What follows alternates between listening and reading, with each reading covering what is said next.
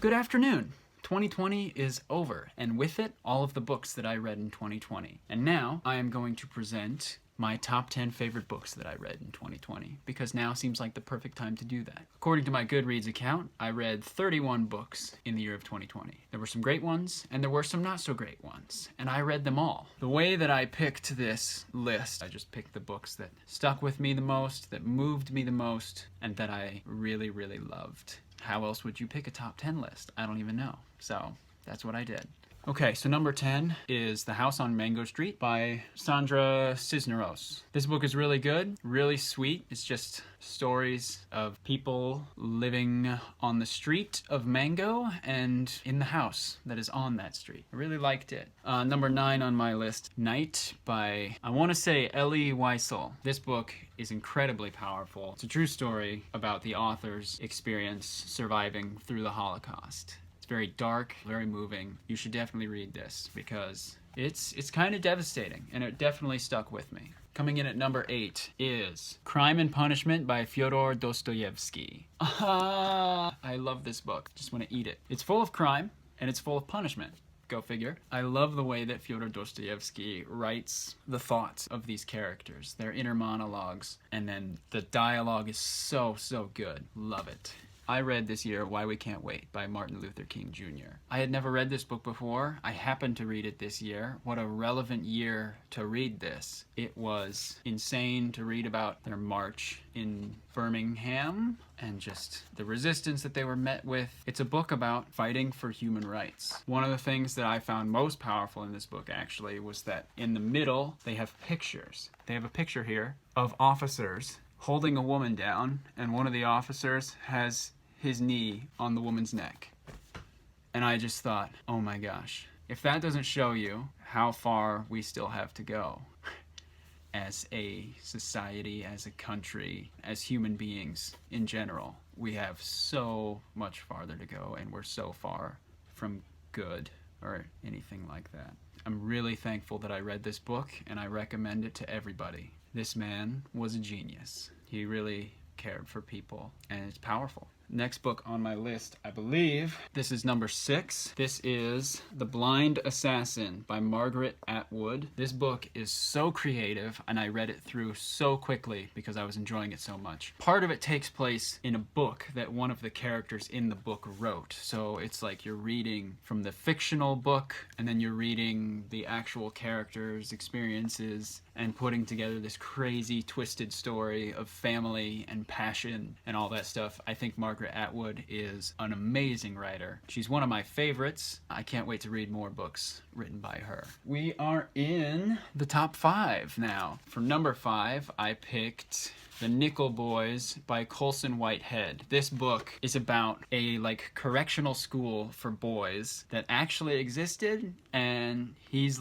created fake characters, and then he's taken a bunch of real experiences from different people and sort of woven a story together. So it starts with this young boy. I think he was going to school. It was his first day of school, and he hitched a ride with some guy. It turns out that that guy was driving a stolen car, and so the boy, because of it being the 50s or the 60s whenever this is set in, and the boy being the race that he is, he gets labeled as a bad kid, and he gets sent to this school. And in this school, we see a bunch of horror stories of torturous means of punishment, and there's even an unmarked grave of boys. It's very, very dark, moving, powerful story. Number 4, The Storied Life of A.J.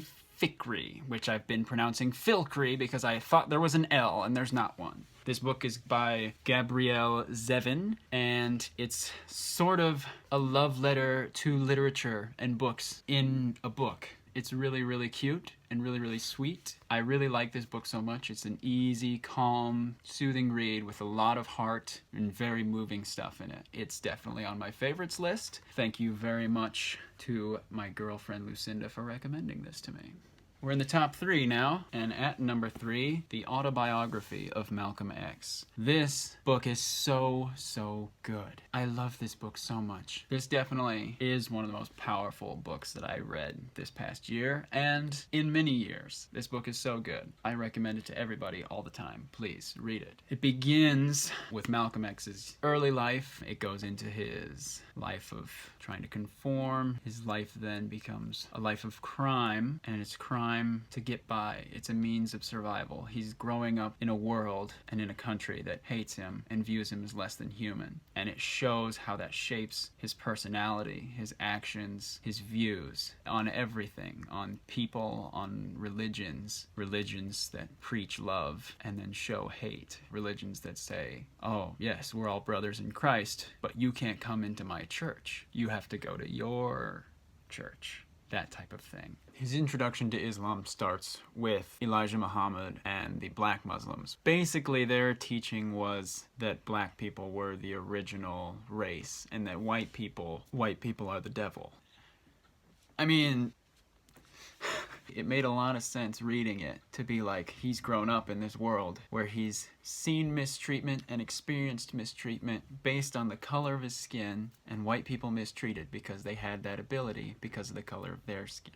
Why wouldn't he be influenced by a religion that tells him, no, you're okay, you're good, and the ones who have been evil to you your whole life, they're the devil? It's amazing to read his interviews and things because he's so quick and so smart. The man was a genius, and the way that he would combat journalists and reporters and just completely tear them to shreds. And he's arguing that white people are the devil, and he does it so well.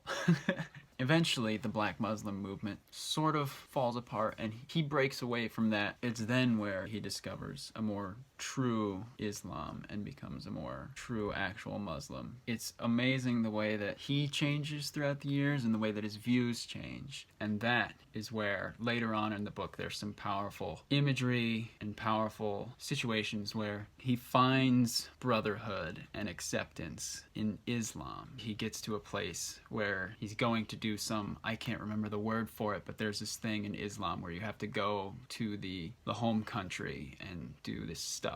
And he's doing that. And for the first time, he is accepted and loved by everyone. He experiences an acceptance where people look beyond his skin color. And they are all united and brothers. And he feels that sort of brotherhood and that love. It's an amazing story of how his entire life kind of turned around through faith. I recommend this book so much. I love this book so much. Number 2 is Don Quixote, which I read at the very beginning of 2020. It's 900 and some pages long. It took me forever, and I really loved every second of it. This book is so fun. I'd always thought of Don Quixote as this big, wordy, obnoxious, annoying, like old-timey written thing where I wasn't going to understand what was going on. But I don't know if it was this. I have a new translation by Edith Grossman. I don't know if that did anything for me. This book is so funny. It is filled with humor. You just read through it in awe of like everything that happens just makes so much sense. And it's so fun. And there's these random side stories that they jump into and just vibe there for a while. And you're just like, okay, we're here now. I wanted to put this book at number 1 so much because I loved this book so much, but I can't because it just so happens that I found my new favorite book of all time this year. And it's this tiny little book. Look at that. It's like 80 pages long. God Bless You Dr Kevorkian by Kurt Vonnegut.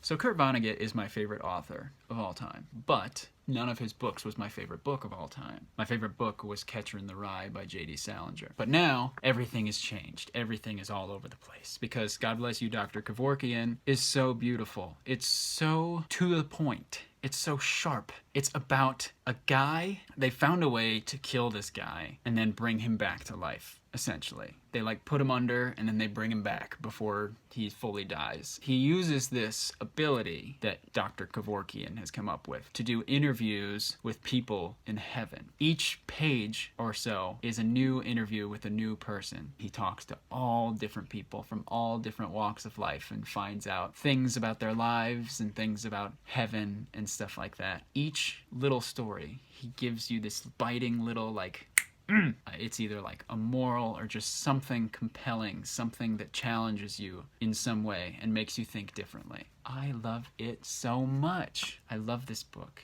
It's like Kurt Vonnegut sat down and said, everything that I've said in all my novels, I can somehow fit into just 80 pages and it'll sum up everything. And then he did it. Crazy. Insane. How did he do that? That's #1 for the year. That's the list. I have a couple other things I thought I'd share just for fun. Honorable mentions. I read Kurt Vonnegut While Mortals Sleep this year. This is unpublished short fiction, and it's also, these are for some reason the best Kurt Vonnegut short stories that I've ever read. I really loved this book. I read Consider the Lobster by David Foster Wallace. It has essays and things that he's written for different magazines and stuff like that. The one about lobsters, very, very informative and very, very tragic. I feel terrible. I don't want to eat a lobster ever again because I just feel sorry for them. The other essay in here that's really good is he was actually on John McCain's campaign trail in the primaries when he was trying to go up against George W. Bush. And it's a very fun look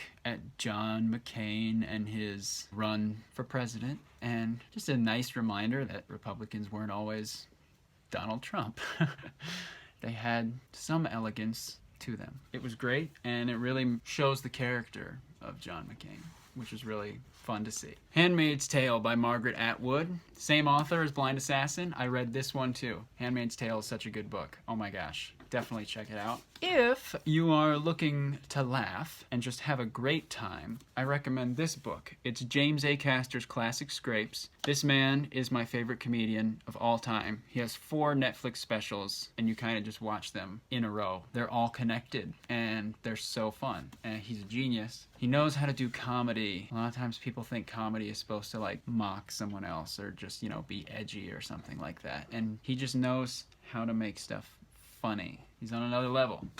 James A. Caster, the best. Last thing I'm going to talk about is the books I didn't like, because I didn't like some too. I read Henry Miller's Tropic of Cancer, which I've had forever and just haven't felt like reading, and finally I thought, let's put that on the red shelf. And oh my gosh. So I knew when I got Tropic of Cancer, this was like a banned book when it first came out. Ooh, very edgy, very scary, and I was like, I need to be exposed to this buried text of wickedness.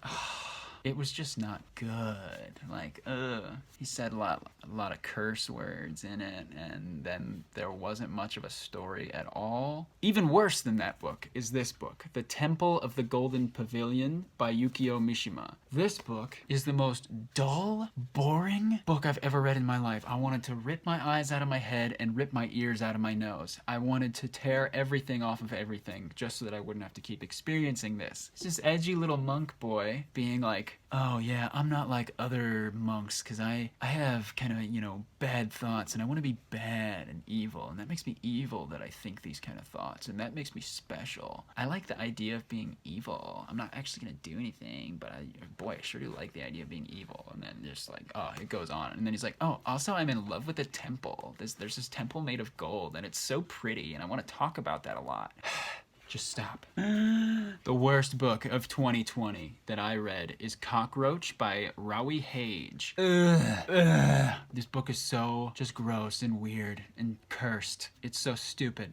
There's so much wrong with this. I don't even want to talk about it. How did I hear about this book even, right? At some point a couple years ago, I was either entering in a writing competition or was thinking about it. I can't remember if I actually did or not. But they were like, oh, the judge is this author called Rowie Hage. And so I looked him up. I saw this book. I think maybe I read a little bit of reviews and stuff, and I was like, oh, this is gonna be interesting or something. It's one of those books where it's like the main character is portrayed as this gross, disgusting human. Like, oh, Mr. doesn't shower, Mr. is gross, Mr. is disgusting, pathetic loser. But also, you know, he can get any woman he wants. Whoa. And it just feels like some sort of weird fantasy or something written by the author. And then it goes off into this whole other thing after presenting that scenario to you. It feels like it wasn't planned out because stuff just kind of happens and you're like, okay, fine. And it's garbage and I hate it.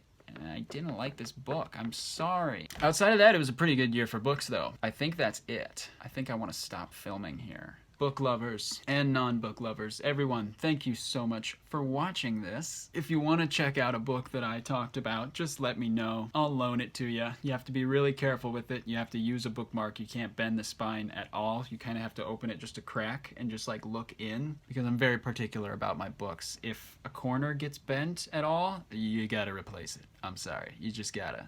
Let me know what books you read in 2020. Seriously, leave a comment. Why doesn't anybody comment anything? I see that you watched the video. Now you have to leave a comment. Tell me how much you loved The Temple of the Golden Pavilion and you think I'm completely wrong and I misjudged that entirely. You could also subscribe. Oh my gosh. Have a good one.